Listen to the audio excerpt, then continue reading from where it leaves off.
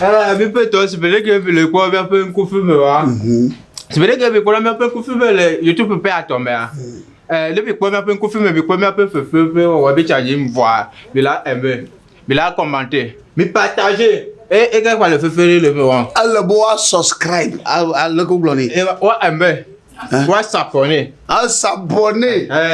S'abonner vois. Na me dama s'abonner o. Yo anyeba o jengo me ba npo ponten na me va ma désabonner. Là tu s'abonner. Nya ba t'abonner. Abale ke o glome na ba na mare po mi po mu le YouTube kaka pofo kwa. Jagbagba na like. Na comment. Yes. Na subscribe. Yawa. E na kwasi pe de mitete. E ma yere na share na ma share ma. Et la partager hein. Ne share na ma share quoi. Ma share mo poga anyabade. Wi tutu ponele o vivi nwa. Ye ya lo le ke do. E to pe akwa. So to aje pa se na to me. E ja o gro me wa.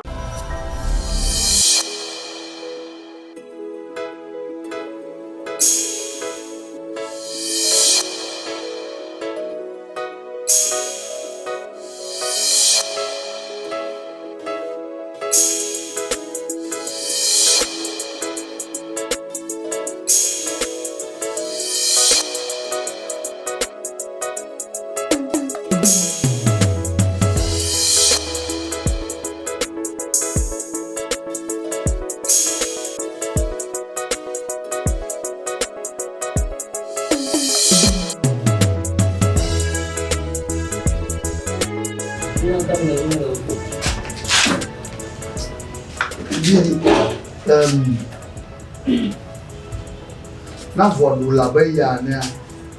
Eje Ba. vai ba kola yo ni ke mi. Kola de ke mo le. De mo mo le. No mi non kola de ma mu. Ni no ni chan ni ka no na yi. E mo dere ne ji ba ni ji ni ke. A le gboria ko a ba o fresh. Awu president ma. Pete ko era. Le balu jamea, waya me koko, me ya koko. Me koko. Balu tele le re ti jara so. Wano kuire, alo. Babo. Bela no voto, yala isnada. Ya ti buku ya ni buku. Il a couru maman mille. Elle n'a sorti à fois. À dire, il y a un manière. Nous me donnons pas ma fille.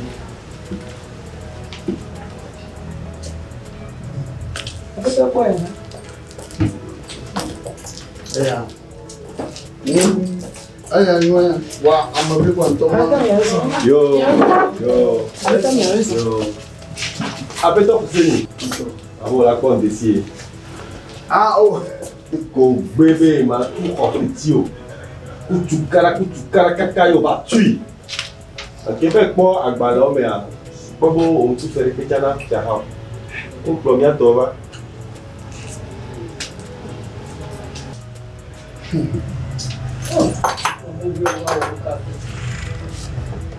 Amegan Agbeko Tailleur.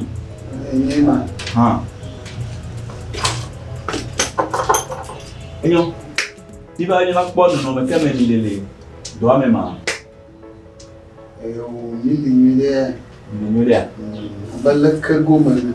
So yi edia bale ke de gona gbonsan na so ya amlo ko tutu.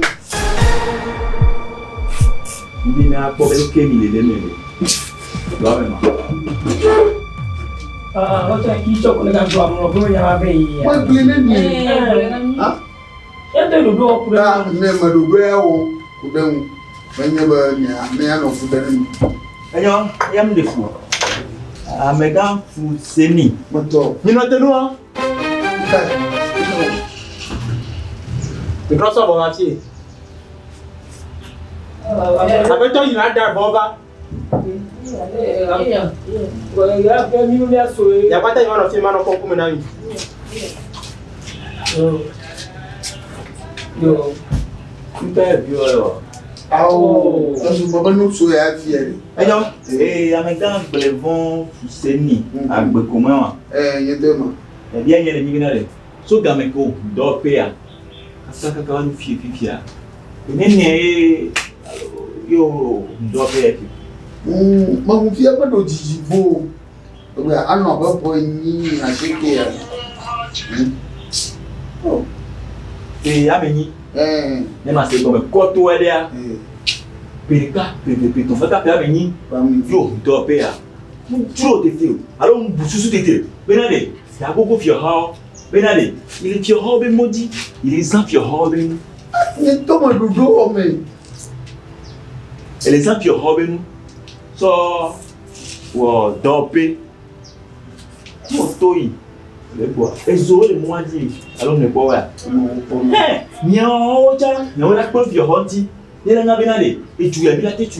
Quelqu'un qui a mené, yo d'Opé a. On vous parle de benade. Ya go fi ha, e ba dire ka tete ya. Ya so na o. Bere. Non bleu là. Agbale ko le pied ya. Agbale ya. E nya agbale ke lo pe wo d'Opé a. Be tutu di.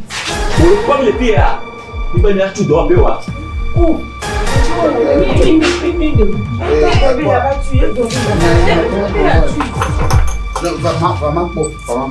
Eh, Adam, chef. Non, va, ne va pas me les mettre d'or. Ah, toi, mais d'or. Tu montes là, elle est au ghetto. Alors, la mandre un tio.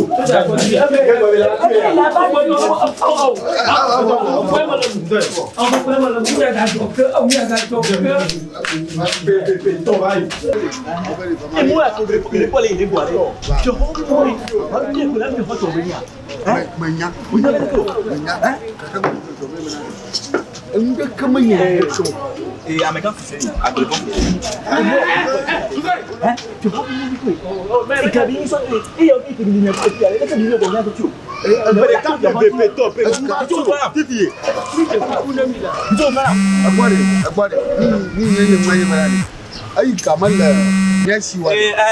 Moi, nous les pieds. Il a droit mon là non coffee ah ne mi lo ah ne o no coffee so jori no mon pied mi no kwa mi yo oh mi te kukula e biga ni are kuku de ni le ni kuku na mi la mi de kukula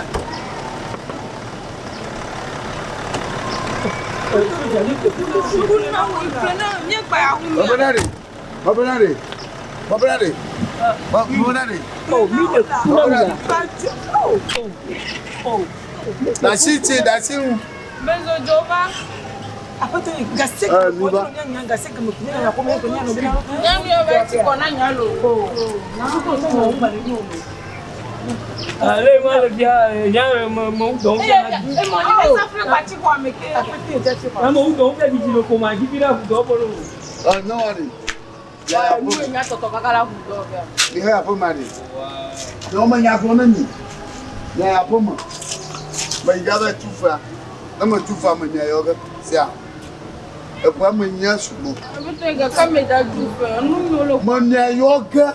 Sia. ayo ne fika ka ko mo nya tati ko ame nya ka me bro na no nye nende a Oh. Ma ki ka fe yo ma yo bi. Ma ki ba yo ma yo bi. Ah? ni chota mi jo de be didi kaka ki mo be tu so ami gba droga do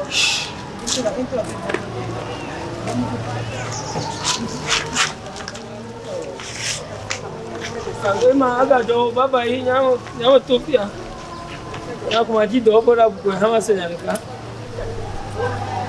oh my god